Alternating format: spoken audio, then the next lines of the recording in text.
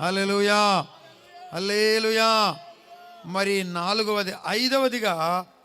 ఐదవదిగా దేవుని యొక్క వాక్యమును నెరవేర్చడానికి మీరు బాప్తిస్మం పొందాలి. స్తోత్రం చెప్పండి. హల్లెలూయా. అపొస్తలుల కార్యముల గ్రంథము 2వ అధ్యాయము 41వ వచనం చూడండి నాన్న. అపొస్తలుల కార్యముల గ్రంథం 2:41.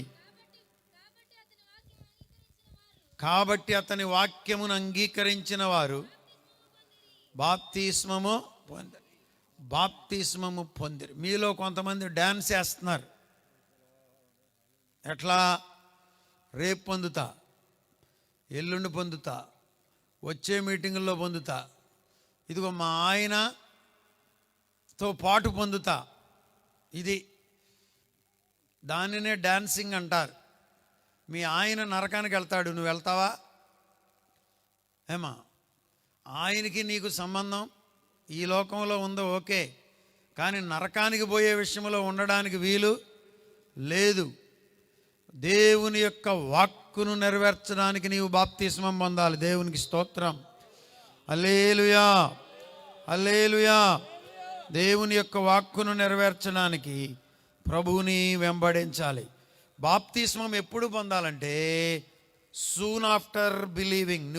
నువ్వు విశ్వాసం ఉంచడంలోనే బాప్తిస్మం పొందాలి.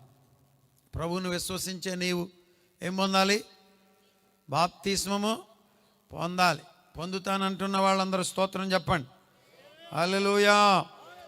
దేవుని సన్నిధిలో ఒక అవగాహన నీకు రావడంలోనే నీవు బాప్తిస్మము పొందాలి.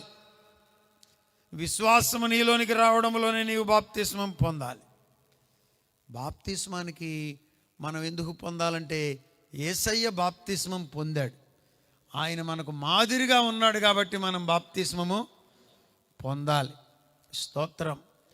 ఇంకా కొన్ని సంగతులు చెప్పనా బాప్తిస్మం ఎందుకు పొందాలో? బాప్తిస్మం ఎందుకు పొందాలంటే బాప్తిస్మం ఒక రకంగా ఒక పలుపు లాంటిదన్నమాట. మేక పిల్ల మనదైనా పలుపు పెట్టకపోతే ఎక్కడ ఉంటుంది చెప్పండి? పక్కాల దొడ్లోకి వెళ్ళి అక్కడికి వెళ్ళి పిలకలు కొరుకుతుంది, మొలకలు కొరుకుతుంది. అరే ఊరుకుంటారా? సైతానుగాడు ఊరుకుంటాడా చెప్పండి? అందుకే బాప్తిస్మం అనేది ఒక కట్టుబాటు అన్నమాట. నువ్వు బాప్తిస్మం పొందకపోతే సైతాన్ అంటాడు, నడు కొత్త సినిమా వచ్చిందంటాడు. అప్పుడు నువ్వు అంటావు నేను రానులే, నేను ప్రార్థనకి వెళ్తున్నానుగా మా కోడలతో పాటు అంటావు. అప్పుడు వాడంటాడు నోరు మూసుకొని నువ్వేమన్నా బాప్తిస్మం పొందావా? మీ కోడలంటే పొందింది కానీ నువ్వేమైనా పొందావా? నడు పర్లేదు, చాలా రోజులు అయినట్టుంది అసలు నీకు చూపించి, ఏ క్లాస్ అయిన సినిమా చూపిస్తున్నాడు అంటాడు. అలాంటివన్నీ జరగకుండా ఉండాలంటే చెప్పండి నీకు కట్టుబాటు ఉండాలి. బాప్తిస్మం అనేది పెద్ద కట్టుబాటు. దేవునికి స్తోత్రం. ప్రభువు నిన్ను ఒక కట్టుబాటులో ఉంచడానికి, ఒక స్థిరమైన పునాది మీద నిన్ను ఉంచడానికి బాప్తిస్మాన్ని మన కొరకు పెట్టాడు. ఆమేన్.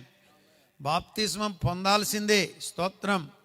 ఇంకా రక్షణ పొందనివారు, ఇంకా బాప్తిస్మం పొందనివారు, ప్రభువుని అంగీకరించి ఇదిగో ఎన్నో దినాలుగా మందిరానికి వస్తున్నవారు ఈ రాత్రి ఒక నిర్ణయం చేయాలి. నేను కూడా రక్షణ పొందాలయ్యా, నేను కూడా బాప్తిస్మం పొందాలయ్యా, నాకు ఆ ప్రభువు కావాలయ్యా, ఆ యేసయ్య ఈ రాత్రి వేళే కనుక వస్తే నేను కూడా ఎత్తబడే సంఘములో ఉండాలి నాయనా అంటూ మీరు ఒక నిర్ణయం చేయాలి. స్తోత్రం.